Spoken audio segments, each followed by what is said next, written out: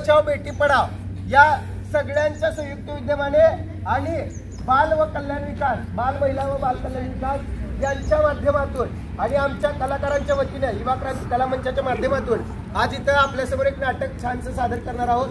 तर त्या नाटकामध्ये ज्या ज्या गोष्टी आम्ही दाखवणार आहोत त्या सगळ्या गोष्टी तुम्ही पाहायच्या आहेत। त्याच्यामध्ये ज्या काही मज्जा मस्ती करण्यासारख्या गोष्टी आहेत, जिथं हसायचं तिथं हसायचं, जिथं सिरियस राहायचं तिथं सिरियस राहायचं आणि ज्याच्यामध्ये तुम्हाला ज्या ज्या गोष्टी समजतील त्या डोक्यामध्ये फिट करून ठेवायचं आपल्या मेमरीमध्ये। कारण जाताना तुम्हाला काही प्रश्न विचारले जाणार आहेत त्याची उत्तर तुम्हाला द्यायची आहे।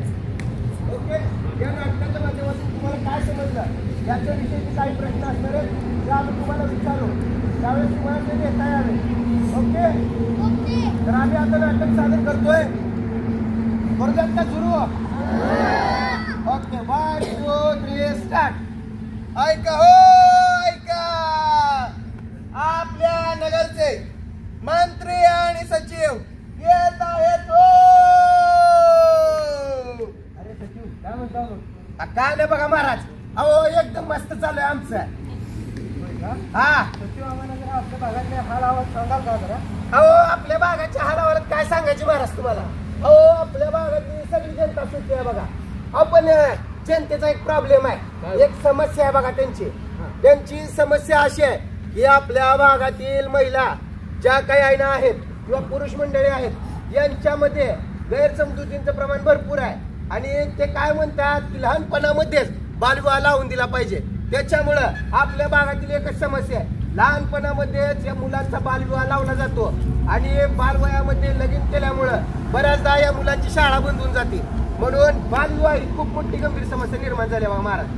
बालविवाहामध्ये काय गंभीर समस्या? विवाह तर होणारच ना, ते बालविवाह तो नाहीतर तरुण राहतो। अहो महाराज तुम्हाला तर कळतच नाही बघा। अहो महाराज, खऱ्या अर्थानं सांगायचं झालं तर बालविवाह ही खूप मोठी एक समस्या बनली आहे। आता तुम्हाला जर सांगायचं झालं तर आम्ही प्रत्येक गावामध्ये जाऊन एक छोटे छोटे नाटक सादर करतोय आणि त्या नाटकाच्या माध्यमातून आता इथं जनजागृती कशी केली जावी याच्यासाठीचं प्रबोधन करतोय। म्हणजे त्याच्याविषयी गुन्हा कसा दाखल होतो किंवा कशा कशा गोष्टी असतात किंवा गावात कशा गोष्टी घडतात हे दाखवण्याचा या नाटकाच्या माध्यमातून आम्ही प्रयत्न करतोय। आता तुम्हाला बघायचंय का? बघायचं, मग चला दाखवतो की चला की मग चला की। भातुकलीच्या खेळामधल्या राजा निकराणी अर्ध्यावरती डाव मोडला अधुरी एक कहाणी, अर्ध्यावरती डाव मोडला अधुरी एक कहाणी, अर्ध्यावरती डाव मोडला अधुरी एक कहाणी। बघितलं का महाराज? असं बातुकल्याच्या खेळामध्ये एक राजे आणि एक राणी असतो। म्हणजे काय, एक राजा असतो आणि एक राणी असते। अहो आणि त्यांचं लग्न होता ते मध्येच मोडलं जातं का? तर त्यांच्यामध्ये तेवढी समजूतदारपणा नसतो आणि नाटकाच्या माध्यमातून आपण जे दाखवलेलं आहे तर इकडे मला बबनरावची भूमिका दिली आणि मला सुभानरावची भूमिका दिली, एक गावाचा ग्रामस्थ म्हणून। तर तुमचं वाक्य काय असेल बरं? एक नाटकच करून टाकते ना। हा दाखवा। सुभानराव, हा पुरेपुरी भातुकली खेळत आहे। पोरपुरी येते, पोरपुरी आहेत म्हणल्यावर बातुकलीचं खेळ खेळणारच की हो। पुरेपुरी भातुकली खेळतात म्हणतो मी। अहो कळलं की मला, पोरपुरी आहेत म्हणल्यावर बातुकलीचं खेळ खेळणारच की। अहो तसं नाही हो, पुरेपुरी भातुकली खेळताय। अहो मग ती पोरपुरी आहेत म्हणल्यावर बातुकलीचं खेळ खेळणारच की। हा पुरेपुरी भातुकली खेळताय। अहो ती पोरपुरी आहेत म्हणल्यावर बातुकलीचं खेळ खेळणारच की हो।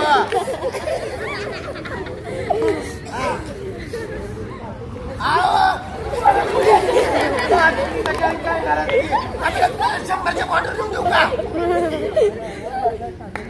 हा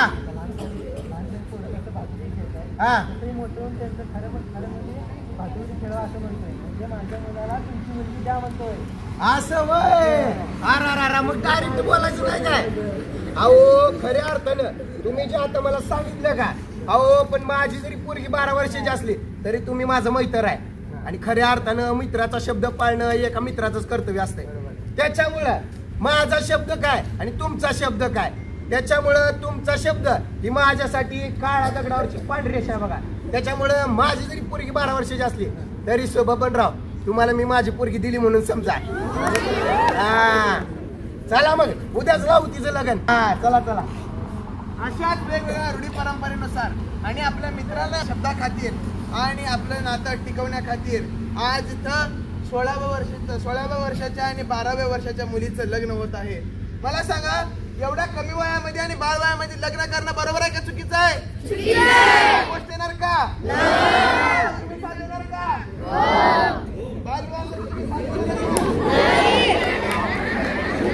कळलं का?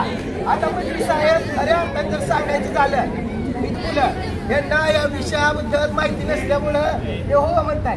पण खऱ्या अर्थाने जर पाहायला गेलं तर अशा पद्धतीचे जर विवाह आपल्या समाजामध्ये होत असतील, बालवयामध्ये जर त्यांची विवाह लावून दिले जात असतील, तर त्याच्यामध्ये सगळ्यांवरती गुन्हा दाखवू शकतो. पण ते सांगते अगोदर. आता तुम्हाला पुढची आणखी एक गोष्ट दाखवू का? हा, तर चला मग आपण बघूयात पुढचं एक गाणं. हा, मैं क्या करूं, हाय मुझे बुड्ढा मिल गया, हाय बुड्ढा मिल गया, इसको बुड्ढा मिल गया, हाय बुड्ढा मिल गया.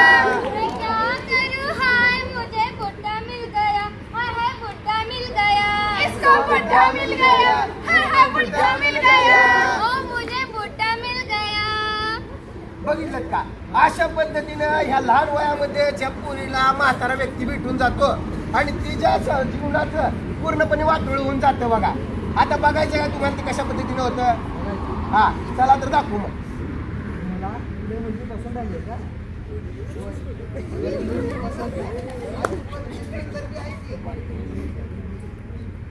अरे बघा, आमच्या मुलाला तुमची मुलगी पसंत आली. जवळच्या मुहूर्तपर्यंत लग्न उलटून टाकू. अहो, पण माझी पोरगी तर फक्त 16 वर्षाची आहे आणि तुमचा एक कम ना. अहो, तुमच्या पोरग्याचं वय 35 वर्ष आहे, म्हणजे माझ्या पोरीपेक्षा डबल. काय बोलताय? माझा मुलगा खूप हुशार आहे. हा, अनेक वर्षाने शिक्षण घेतलेलं आहे. आता याला नोकरी सुद्धा आहे. तुम्ही मला एक सांगा, मला नोकरी करणारा मुलगा कुठे भेटेल का? कोरोना काळात किती वाईट झाली. हा. या तुम्हाला काय माहिती का सांगा? हा, खरंय खरंय. कोरोना काळाने बऱ्याच गोष्टी शिकवल्यात बरं का. अहो, खऱ्या अर्थाने जर पाहायला गेलं, इथं मुलगा जरी वयाने मोठा असला तरी सुद्धा त्याला मुलगी भेटणं अशक्य झालंय बघा. आणि खरं पाहायला गेलं तर तुम्ही जे म्हणताय ते आता माझ्या लक्षात आलं. त्याच्यामुळे मी माझ्या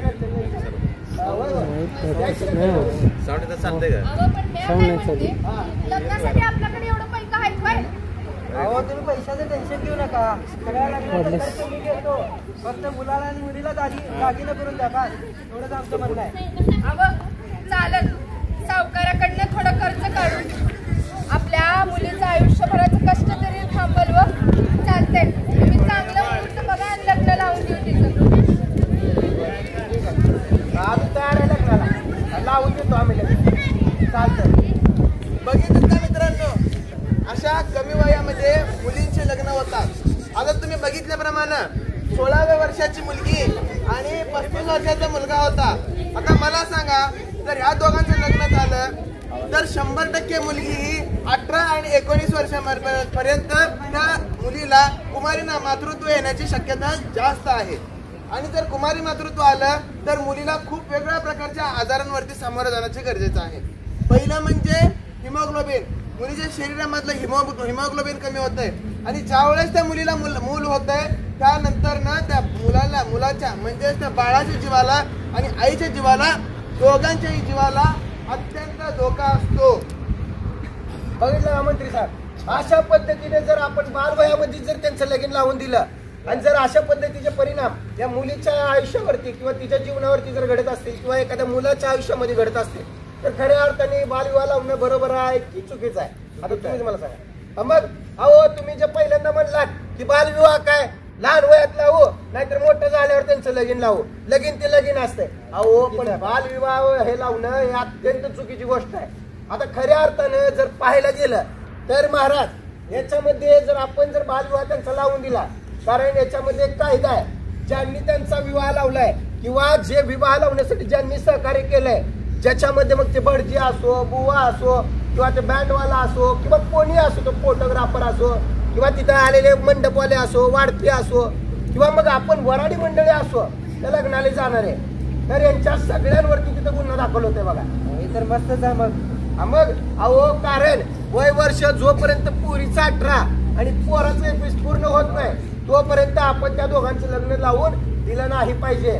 कारण जर आपण लग्न लावून दिलं वय पूर्ण व्हायच्या आतच तर अशा पद्धतीचा गुन्हा दाखल होतो. म्हणजे 2 वर्षाची शिक्षा आणि 1 लाखापर्यंत दंड सुद्धा होऊ शकतो बघा त्यांना. त्याच्यामुळं अशा लग्नामध्ये जाणं आपण शक्यतो टाळायचं. आणि जर तसं लग्न आपल्या गावामध्ये, आपल्या भागामध्ये किंवा आपल्या शहराला किंवा आपल्या आजूबाजूला किंवा आपल्या घरामध्ये जर होत असेल तर आपण 1098 म्हणजेच 1098 या नंबरवरती संपर्क साधून आपण त्याची तक्रार नोंदवली पाहिजे. आणि सर्वात महत्वाचं म्हणजे आपण बऱ्याचदा घाबरतो की आमच्या शेजारी लग्न लावलं चाललंय, पण आता मी कशी सांगू किंवा मी कसं सांगू म्हणून आपण ते सांगायला जात नाही, बऱ्याचदा फोन करायला जात नाही. 1098 हा टोल फ्री क्रमांक जरी असला तरी सुद्धा आपण तिथे फोन करत नाही.